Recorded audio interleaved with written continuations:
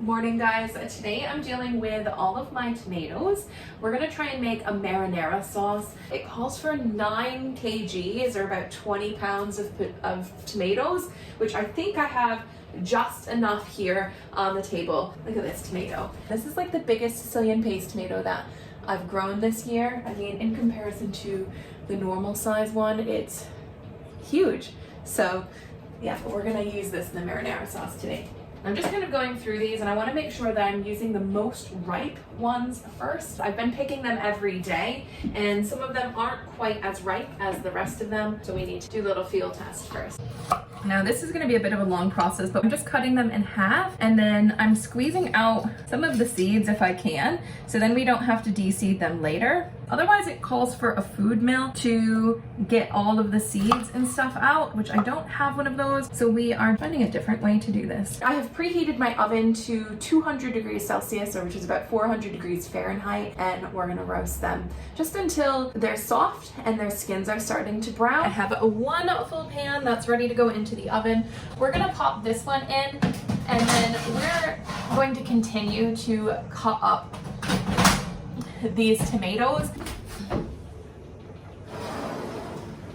These are actually all done, so I'm gonna pull these out of here and I'm gonna have to get another pan ready to go in there. I'm just putting them in for 20 minutes to let them kind of roast, and usually by then they're all set and ready to like come out and cool down before I peel the skins off. So doing this halving and de-seeding is definitely the most time-consuming part of this whole process. This is my 4th tray that I have. The 3rd one's in the oven. I have one here waiting for the skins to be taken off, and then I have one I've already put into the pot over there.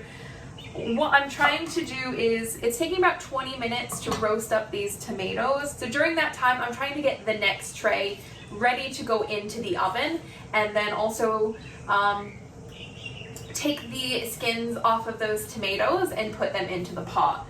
All right, so over here, I'm pulling the skins off, which I have to admit, I didn't core these, and it's making it a little bit trickier for the skins to just pull right off. So you may decide that you want to core these tomatoes. And I'm letting them cool a little bit after they come out of the oven. This one's still a little bit hotter than the first one. But I'm letting them cool a little bit just so I can get in there and kind of grab those skins without burning my fingers. And I'm putting the skins over into a little side bucket because, as I mentioned in one of my other canning videos with these tomatoes, I am saving the skins and dehydrating them and turning them into some tomato powder. Oh boy. Okay, you saw how easily the red paste tomatoes had their skin come off, and I'm really struggling with these Brad's Atomic Grape. They're fine when you boil them and take the skins off. The skins peel off quite easily, but this roasting deal is not working. Luckily, this is all of them. The rest will be red tomatoes, so that's good. You do typically want to use like plum tomatoes or paste tomatoes when you're doing this. My Brad's Atomic Grapes were quite soft, or getting soft, and we're definitely not going to use all of them this week. So I wanted to get some of these off the table. So with these tomatoes, I'm just tilting the tray towards me, so a lot of the extra juice rolls down towards me. But I'm gonna keep these tomatoes up here and just grab them and put them into the pot.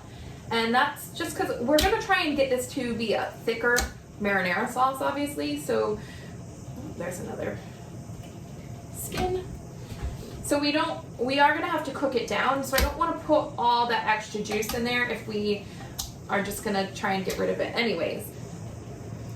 But I'm so happy that I took the seeds out of these before cooking them, because they do get quite mushy. So it's much easier to do it beforehand. There we are. And you can probably see all the juice in here. We don't need that in there because we're just cooking it down.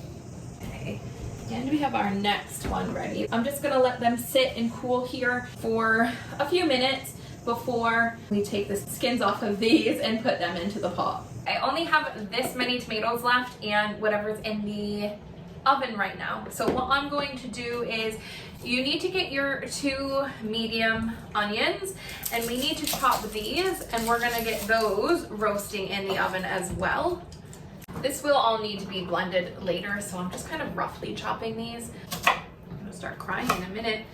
Onions are so bad. Does anyone else have like a really bad time cutting up onions? It's so bad. And my eyes are starting to water now. I know there's a certain way you can cut them to not make that do that, but when you're chopping them, I don't think there's a way of getting around it. Okay, we're gonna get these into the oven before I start to cry. We're just gonna put this there again on that bottom one. And we're still going over here, pulling off the skins.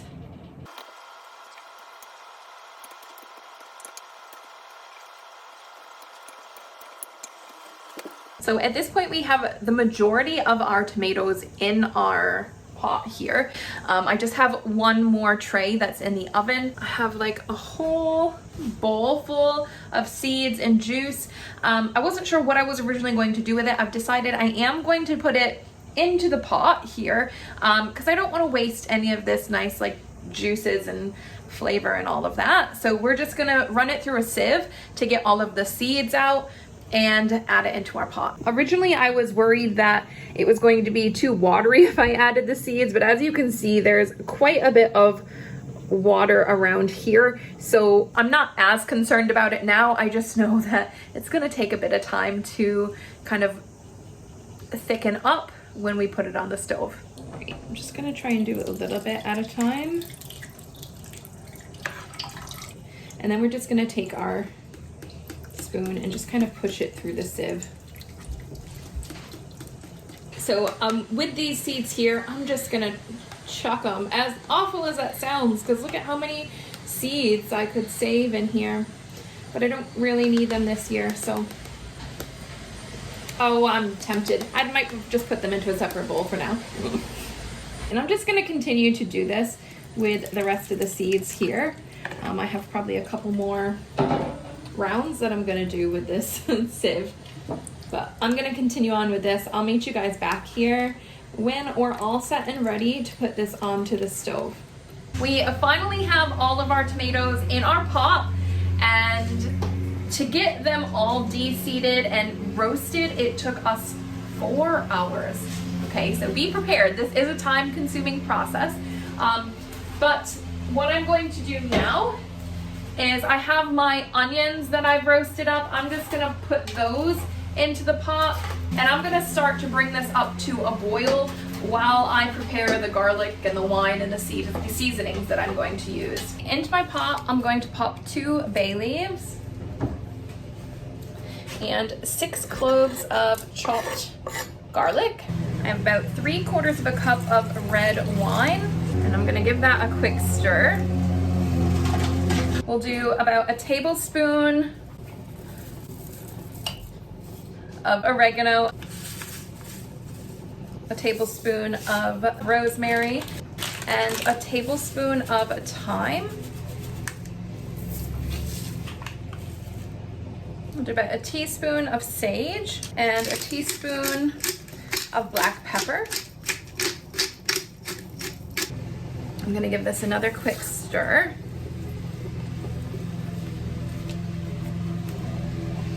And we also have a tablespoon of salt. And then I have 2 teaspoons of fennel seeds that I attempted to crush, but they didn't really crush all that much.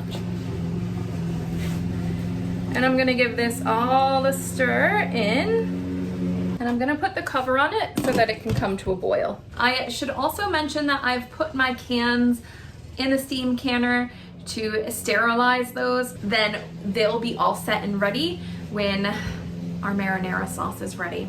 Now, marinara sauce, once it comes to a boil, we are going to let it simmer then for at least 20 minutes. So we just wanna, and I will uncover this too once it comes to a boil, because we want it to thicken up into the consistency that we want. And the sauce has been simmering for an hour now, So I'm gonna toss it into the blender and see how much more it thickens up. I've taken both of my bay leaves out of here, and I'm just gonna transfer this to the blender. When you're blending hot things, you just need to be super careful because the steam will build up inside the blender. So make sure that you're keeping the top bit of your blender open and don't blend it for too long before you take it off and let all the steam come out. You also don't wanna fill your blender completely full. So I'm just gonna do it about halfway. And I'm gonna pour it into this side pot here just until we get all of it done. After blending it, I'm just popping it onto the stove to cook a little bit longer. We've had this on for 50 minutes since it's been blended, and I think this is what we're gonna go with. So I'm gonna start to jar these up. We need to let the steam canner come up to a boil, and then we need to steam can this for 40 minutes. Now, I was able to fit 8 jars into my steam canner. I still have quite a bit of sauce left. I think I have enough for another like 3 or 4 jars. I will show you when we're taking our jars out of the steam canner and show you exactly how many we ended up with and what it's looking like.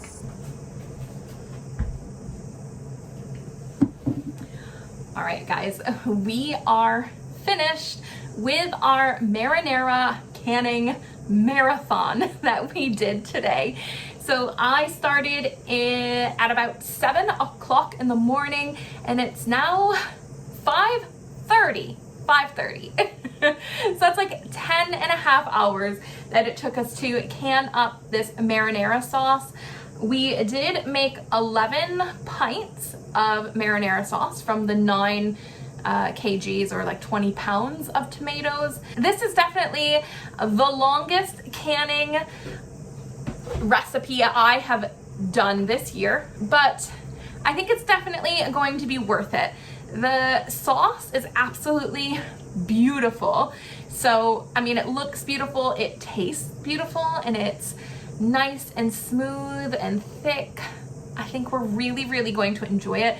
So although it took us 10 and a half hours to do this today, I think it's going to be something that I will continue to can every year. Let me just bring one up closer for you guys to see. So this is our sauce here. I'm not really sure if you can see how nice it looks, but it is just beautiful. So I'm just gonna let these cool here overnight. I think they already have all popped and sealed, but we're gonna keep them here to kind of cool overnight before I put them in the cupboard. If you guys have a lot of tomatoes around, give this recipe a go. If you don't want to spend your whole day canning, I have some other canning recipes with tomatoes that won't take you quite as long. They'll take you just like half a day rather than the full day. I will link them up here for you to have a look at. But that is it for today, guys. I'm gonna go put my feet up and I will catch you in the next one. See you guys.